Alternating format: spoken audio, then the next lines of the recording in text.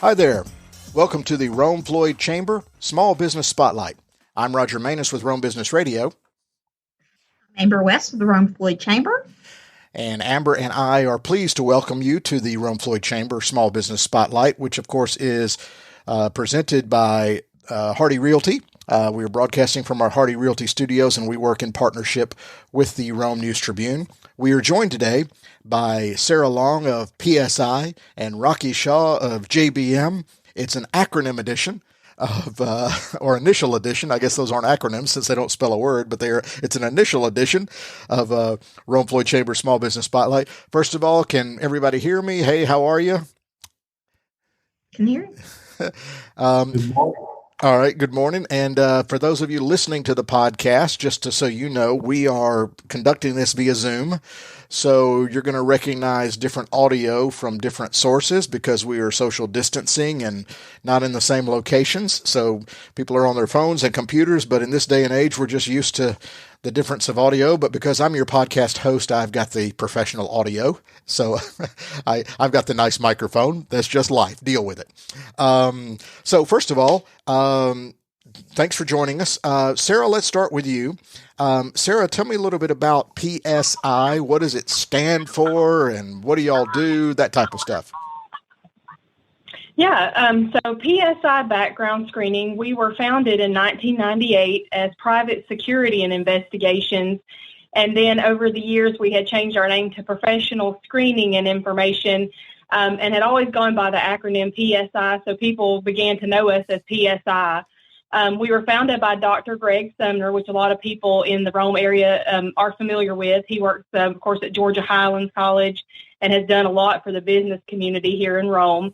And he founded us in 1998 on these principles of professionalism, service, and integrity. And so while we're obviously not the largest background screening firm in the U.S. or even in the area of Georgia, we really strive to provide that professionalism, service, and integrity in everything we do. So we provide background screening services for companies anywhere from hospitals to nursing homes, law enforcement. We actually do the background checks for the state police academy system here in Georgia for those applicants putting themselves through the academy.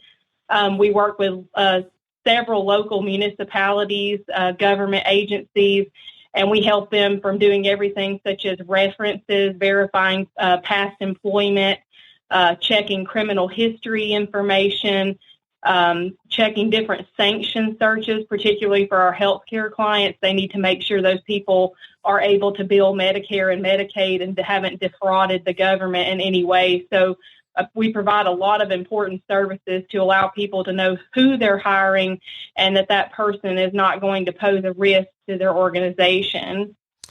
Well, it's interesting. Not only do you have the official PSI, what it stands for, you took those initials and added kind of a motto of what you want the business to stand for. That's interesting. We're going to circle around the room and cover a lot of topics. So, Rocky, tell me a little bit about you guys over at JBM. Well, so Rocky Shaw representing JBM. I'm tongue-tied this morning. It's okay. Also a chamber ambassador. I'm gonna have to go a little bit. I'm not as Sarah gave me a hard road to follow there with a good introduction with history there. But I've been doing this for about 15 years. We specialize in multifunction printers. A lot of our big demands are very custom needs. People come in, I go into different places looking how we can save them money as far as their print, their copy, their scan, what they might be outsourcing, how they communicate with their customers. In a lot of cases, not even stuff that they print. A lot of my customers do scan the email now. Scan the email is huge. They just simply take the document, throw it in there, scan it over, replaces fax. Half of my customers, 90% don't have fax anymore. The fax line's just gone. They just straight to scan the email. It's really rare when someone says to me, I need a fax line. Or I do a fax. We offer them still, but it's rare. That kind of really sums up what we do on a daily basis. As far as printers, we do full service. we've been doing the continuous service through the whole time during the pandemic as well. I'm often interested in sometimes as life goes on and we make progress and technology changes things, some things go away, but some things replace it. Like you mentioned, okay, no more faxing, but now scanning. I remember when just going way back, there was a concern when they developed ATMs that bank cashiers would go away, but they haven't, or when cable TV happened, movie theaters would go away. Of course, now we're in the pandemic and everything's, nobody's going to the movies right now, but, so it's just interesting, and we'll circle back around on the technology to you. Let's get to Amber from the RFCOC, the Rome Floyd Chamber of Commerce, which is, since we're in an initial show, how are things going at the chamber here the last week or two? Amber, how are y'all doing? We are doing great. We're doing virtual meetings still. We have a couple things coming up this week with some great speakers. Everybody can always check our website for any events that are going on. So we're real excited about that. And we are keeping up to date on our COVID page still, because now it's, while the pandemic is still going on, there's still resources out there for returning to work and financial along those lines. So that COVID page is always a great place to go. So tell me about our two guests today from the chamber perspective, Sarah and Rocky here at PSI and JBM. I'm just loving the initials. Well, Rocky is one of our ambassadors, so he is all the time, all around.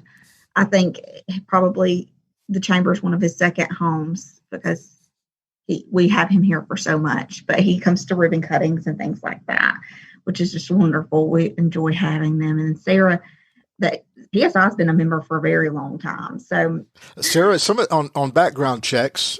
So you're looking into criminal activity and educational background experience. Are you just really confirming? And what are red flags that would prevent you would go to somebody and say, "Oh, this is a bad seed. Don't hire this person." Yeah, well, that's a very good question. And actually, as part of what we do by our professional organization, the Professional Background Screener Association, we don't actually advise clients on what they should not hire someone for. Gotcha. But usually a background check will start out with the criminal portion of the background. And, we're looking for any felony or misdemeanor information that person may have. And of course, we follow the federal laws and state laws as far as what we're able to report within the final report that we issue to our clients. And sometimes they may call with questions about, like, what does this mean? Or, what is this? What should I do with this? And we always refer our clients to, contact their legal counsel so they make sure that they're making those decisions with a legal background in place. But we do the criminal background portion, which is a lot of what might rule someone out from being able to be hired. But also we do a lot of credentials verifications, as you mentioned, the education, the reference checks. But education is one of those areas where they most often find that people may be falsifying their resume or application. We've done things from like electrical engineers that said they had a master's in electrical engineering that didn't even possess a bachelor's of that degree type. So, we've been able to help clients rule those people out and make sure that people have the credentials that they say they have so that they can feel confident in knowing that they're hiring a person that will fit the role that they've, made requirements for. What are you legally allowed to find out about people? Well, I'm curious about this. I don't know why. I'm just curious about this. I've been in the business for 15 years, and I will tell you, as far as like what's available out there is much more restricted than it used to be, which is actually a good thing. There's been a lot more restrictions put in place to protect our privacy, but that has also changed the way we do things as a business and the way we have to go about accessing information. So typically in any court within the U.S., you can send in a researcher and they can go in and pull like felony and misdemeanor information, which has actually posed a situation for a lot of companies getting delayed background checks during the pandemic because so many courts do require an in-person visitor to come run the searches. So we've had some delays out of areas like New Jersey and Delaware and Kentucky where the court systems completely shut down and we're not allowing those in-person visitors. So you can get that information. You can find out about their education credentials. You can verify their employment, usually by calling the employer. There are some third-party verification services we use as well, like Equifax maintains a lot of employment data for employers like Walmart and Kmart and large organizations like that. So we get it from a variety of sources. And depending on what your specific needs are as a business, we can customize it. Maybe you just need the criminal report, but maybe you're hiring a doctor and you need education and references and professional license. Right. So we can go even further with those. Yeah. So if somebody tells you they graduated from Rome High or Berry College, you can call the school and they can say that as a graduate. They can't tell you their GPA, but they can confirm. Right. They can confirm. Interesting. Yes. Yeah, and we go a step further, too, to also verify that they got it from an accredited organization as well, so that you make sure it's not just what they call a diploma mill where you can just buy a degree. You have to actually, have earned the degree through the accreditation. Right. Yeah. Man, all kinds of people will do all kinds of stuff, won't they? They'll try to get away with stuff, don't they? Yes, I've seen a lot of it. Okay.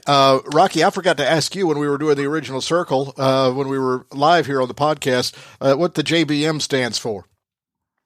Jarrett's Business Machines. Okay. And we talked before we started the podcast about it's interesting how, when a business is known by their initials or an acronym,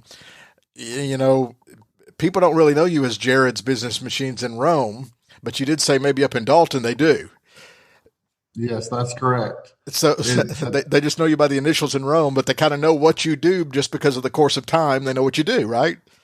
Yes, and people used to, they know what I do. I've been working in this community doing this particular field of job for 15 years now. And so I joked with you again before we went on the air, like people put so much stock in a name, but if you continue to just do the work under that brand, whatever it is, like my background is television, and the example I use is the television show 60 Minutes. Well, what does that title mean if you've never seen the show? It just means it's on for an hour. You have no idea what it is, but the work itself, okay, we know that's a news magazine show after all of these, decades in American culture. So the same thing with your brand there in Rome. People know what you do because of the good work you've done all of these years. Is that fair to say? Oh, absolutely. If people remember nothing else, I don't care if they know the name JBM or not, as long as when they hear JBM that they equate that to excellent customer service and the excellent service that they've had. Tell me about we were talking about technology. Tell me about, you mentioned fax machines had kind of gone away. Do you still have 8-track tape players? I'm joking. Cause I've got a whole bunch of REO Speedwagon 8-track tapes from my high school years. But what has been the biggest shift in technology over the last 15 or 20 years from your business? Is it the multi-purpose machines? Is it the scanning? What would you say has perhaps been the biggest change for you? Well, it is probably scanning has been at the front runner of what everybody wants to move toward technology, because everybody wants to go. I've heard this in the whole 15 years. I've heard we're going paperless. I never saw anyone achieve that or even close to that in the 15 years. We just seem to be tied to paper no matter what in some form. It may be less paper, but I not saw paperless.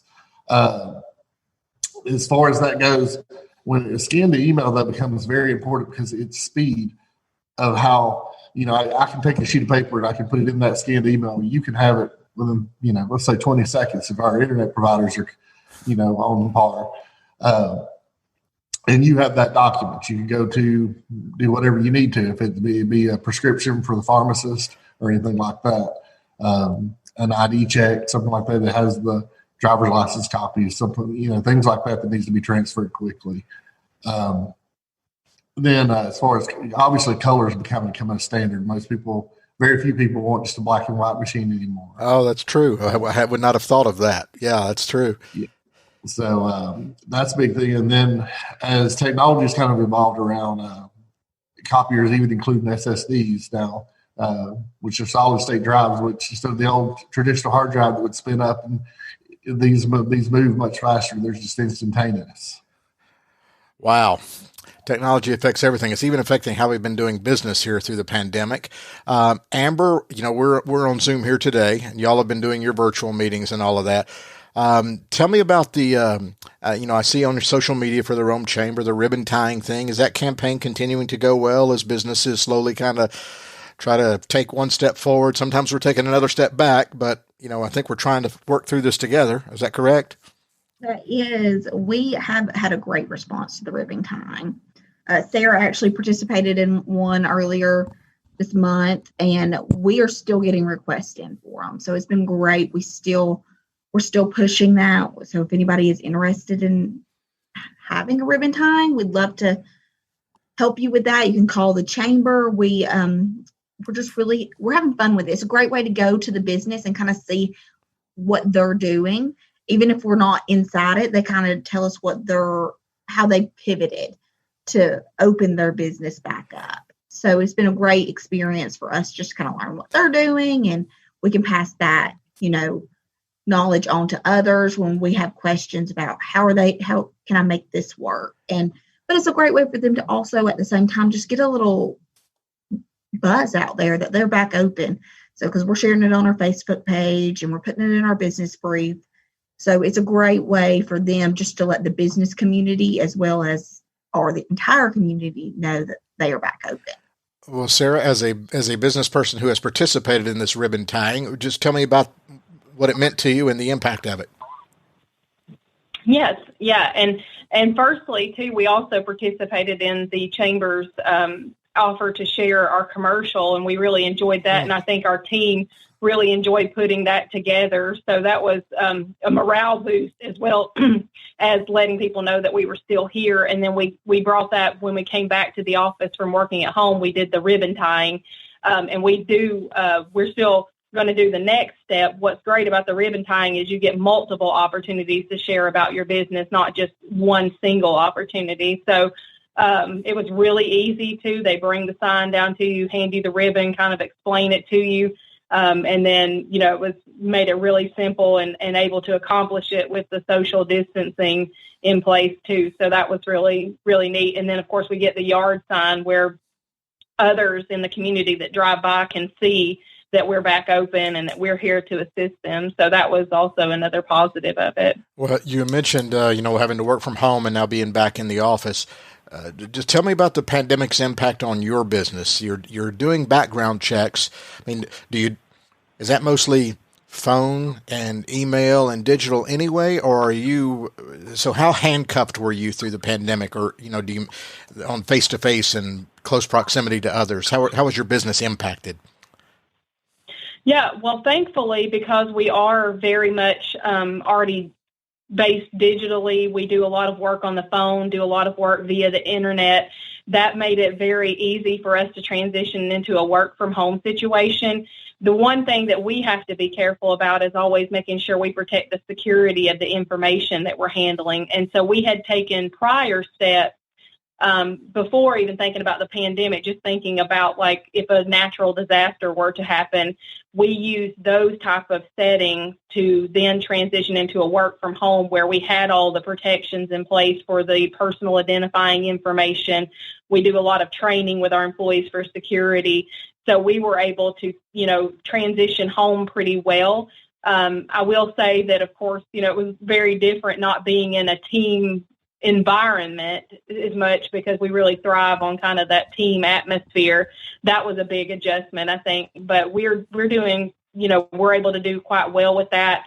It presented some challenges within our industry of being able to complete some of the searches, but we worked through a lot of that. Well, I also wanted to ask you, because of the economic shutdown, unemployment skyrocketed, and it was slowly starting to come back down because the economy was thriving prior to the pandemic. I mean, are businesses needing your service right now to fill holes, or are the numbers so skewed across the economy and the country that your business is actually off now? Yeah, so we did have quite a bit of an impact with the, the kind of cease of hiring And several of the industries that we work with were greatly affected by the pandemic, like business aviation, the aviation industry in general. And then just kind of across the board, a lot of industries were impacted. We do work with quite a bit of healthcare, though, and so that has helped to kind of boost our business in one area, whereas, the other areas may be somewhat suffering. We are starting to see them come back now, though, and we're very, thankful for that. We do a lot of work with students as well, doing clinical background checks for when they're going to do their clinicals. And so right now we're experiencing, an increase due to the students' background checks. And seems like a lot of the nursing programs and healthcare programs are trying to increase their numbers, probably to keep up with the demand for, respiratory therapy and other things that are being, generated by the pandemic. Rocky, how about you? What is your business like pre-pandemic versus during the pandemic? How were you guys impacted at JBM? Well, actually, from a service standpoint, not a lot changed for us. It did slow down a little bit because, some people didn't want people coming in their offices. Our service techs have been wearing masks. They keep everything clean, wipe down as they come in. We try to be very respectful of that for our customers. Now, from a sales point of view, it got a little odd. I'm a very in-person. Over 15 years, I've learned techniques, or you can tell me what you need on the phone, but much like everybody in our profession, if I'm in your office and you say, hey, come in and talk to me about things, there may be things that I see that you didn't even think to ask about. If I'm walking through a machine, I can see an old printer that's over there that somebody's using on their desk that person didn't think that machine, every time that person hits print, maybe cost them $0.25 a print. And that's something I can bring into a conversation when I walk through an office to see that person didn't even anticipate adding into the equation of, how much money can I save? Where when we were doing it via the phone, I just have to really go on, what information you can give me from your experience and what you're seeing there, which is okay. I mean, we all have to do what we have to do, but that became a little bit more of a challenge for me to be able to listen. Now, on that basis, we really excelled. We beat a lot of our competitors in quota and everything like that, as far as, because we didn't really slow down. People needed our machines. They needed those things to communicate with their customers, and they need them up and running because that's the only way they could talk to their customers. You need that digital footprint to be able to communicate with them when you can't see them face to face. Give me some examples of some of your machines, like some of your products that you would say, hey, if you're going to be a 21st century business, you need this in your office.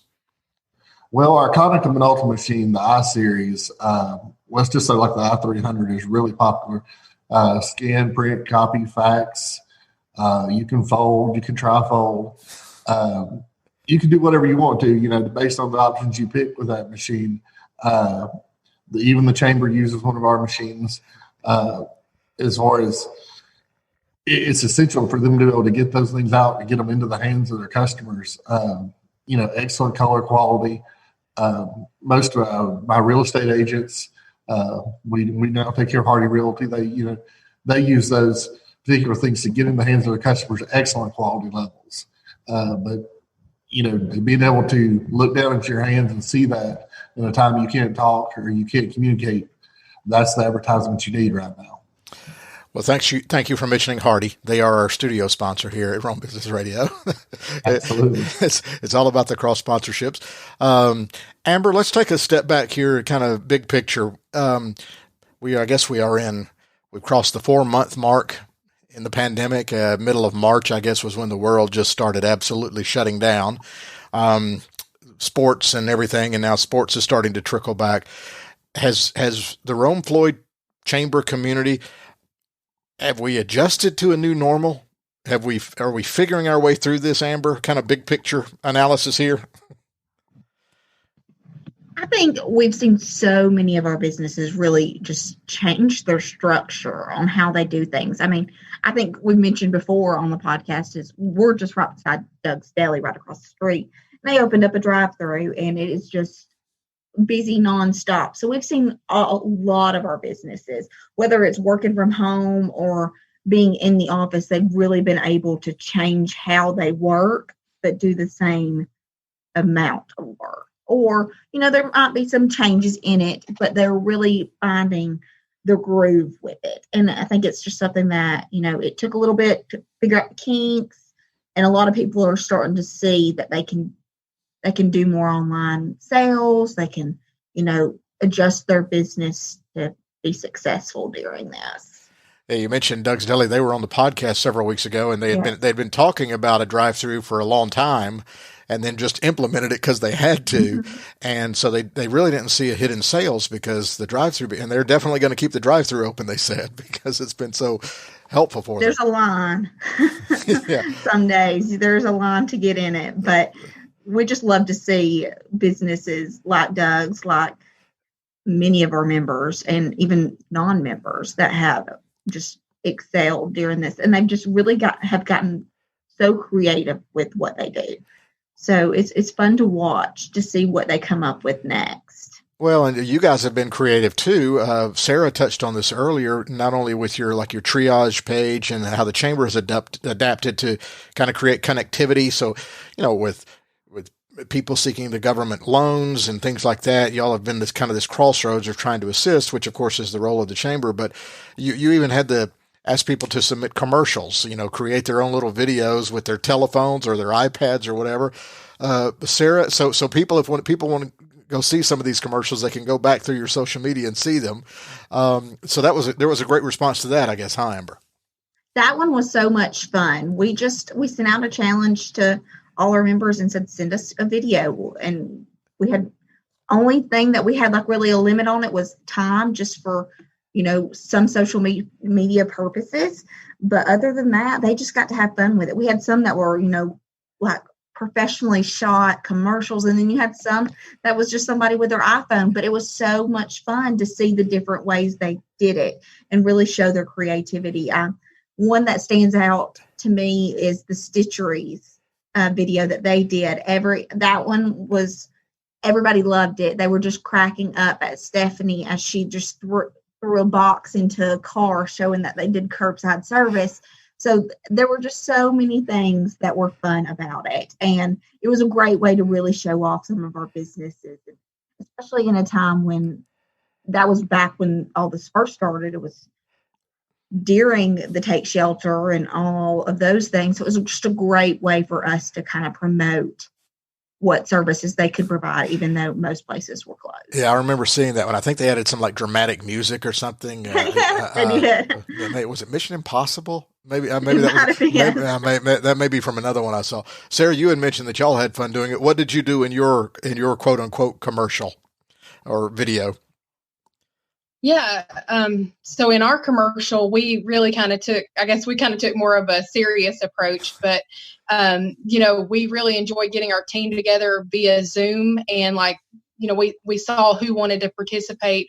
And one of our team members, he put together like a really great kind of analogy of talking about, instead of the professionalism, service, and integrity, we talked about perseverance, stability, and ingenuity. And, it was really neat to see his approach on that, and that's really what we were doing during that time, and kind of coming together and pulling together as a team, but not only as a team, but as a community. So it was really inspiring to me. And then I really enjoyed watching the other commercials and the different kind of approaches that everyone took. So that was really neat too, to see the other businesses' approach to it, because we definitely kind of watched some of those to kind of figure out what direction we wanted to go in. Rocky, did you guys do one? Unfortunately, no, I did not have time to do one. I do say one of my favorites that I remember, I really enjoyed Doug's Deli, where they actually ran around the building in real time, and made the way that shot. It was really interesting, but it shows Doug's level of service too. Well, Rocky, you could have done one. Just your name being Rocky, you could have done a Rocky pun where it's not how many times you get knocked down, it's how you get back up. You could have done a spoof. I guess not. I'll pass on that one right now. I'm sure people have probably imagined that one on their own. Is Rocky a given name? Where did you get the name Rocky? It is. It was passed out to me. I'm actually a junior. Okay, I'm a junior too, but my name is Roger, so it's not as cool. Originally, from my understanding, it was a boxer, but it was Rocky Marciano. Oh, that's right. Yeah, Georgian. Yeah, because he was like, 50-0 or something, 52-0. He never lost. Yeah. I think I'm digressing into movie trivia here, but I think the Rocky Balboa, the fictional fighter from the movies, was named after Rocky Marciano. The character was named after him as well. So anyway, movie trivia for you. Sarah, let's get some contact information for you guys. If people, what's your website or social media? How can people reach out to you to do business there with PSI? Yeah. So our website is psibackgroundcheck.com. And you can also find us on LinkedIn and Twitter under PSI Background Screening. And also on our social media, we're often sharing tips not only for background screening, but also for remote hiring is something we've been helping to share information on for our clients that are, facing a new normal in onboarding people today. And for others that would like to, enjoy that newsletter and find out more about who we are and, the services we offer. Well, in addition to just a little sidebar here, in addition to your social media, what kind of marketing do you guys do, or is your business just kind of based on word of mouth and networking? We've been fortunate to grow quite a bit over the years with word of mouth, but we have recently started focusing on our marketing. We do a lot of digital marketing with our search engine optimization, our blog writing, our social media and that type of thing. And Stephanie Cook in our office, she heads that up, and she's been, looking for other avenues as well and kind of researching during this pandemic about what is the kind of newest way to approach the marketing and to get the word out there. But we work with companies not only here in the local area, but all over the world. We actually have clients that are based outside the U.S. And so we have to kind of do not just a local reach, but a broader reach. So we do everything from, associating with the chamber here and in our local areas to, the broader reach over the internet and, the digital marketing aspect. Well, Rocky, you also mentioned that you do some local marketing and local radio. In fact, I think you're a kind of a celebrity, right? Everybody knows who you are when you walk in a room now. You were telling me before we started. Is that correct? At least my girls think so. So yeah, I guess you could say so to some degree. So what do? You do some radio. What else do you do for marketing there in Rome? Well, a lot of mine is face-to-face. Obviously, I'm involved in the chamber a lot. We show up to a lot of those events, and we support businesses, and we do local. I don't really, we don't really deal out of this area. Northwest Georgia is pretty much the area we concentrate in. I would rather do something really well than be spread too thin. Yep. So we're known for some of the fastest response time in our industry. I like to find it easy that when you pick up and give us a call, you never get a voicemail or a call. You actually get someone pick up and say, "Hey, how can I help you?" A real person? What? A real person. I mean, and from this, and from the area that you live in. Right. Yeah, that you might run into at Doug's Deli one day. Because you're actually there. Yes, absolutely. So go ahead. I'm sorry. No, go ahead. I was just going to ask, what's your contact information? Your website, social media, phone number, or walk in the door. What's the best way to do business with you? Sure. We're available. People can find us on Facebook under JBM Rome. There, you can also find our website at www.jbmga.com, and that's www.jbmga.com. You can also email me at rshaw@jbmga.com. Gotcha. Amber, anything new with the chamber? Or are we just still doing our ribbon tying and trudging through the pandemic here, doing the best we can to help everybody connect and do their business? Yes, we are still offering ribbon tines. We've actually opened up and started to do ribbon cuttings following all the CDC guidelines, which is great because we've had a lot of businesses open up during this time or move just some great things going on with those. We actually have one today, which people listening won't be able to attend, but they can look at the pictures later on. We're celebrating Pelican Snowball today in West Rome. They've been a great hit. So, but just keep checking into our website. We're always offering something that you can learn from, and we just want to help connect. So even when we can't socially be together, we can still connect. And remind people there what the website is.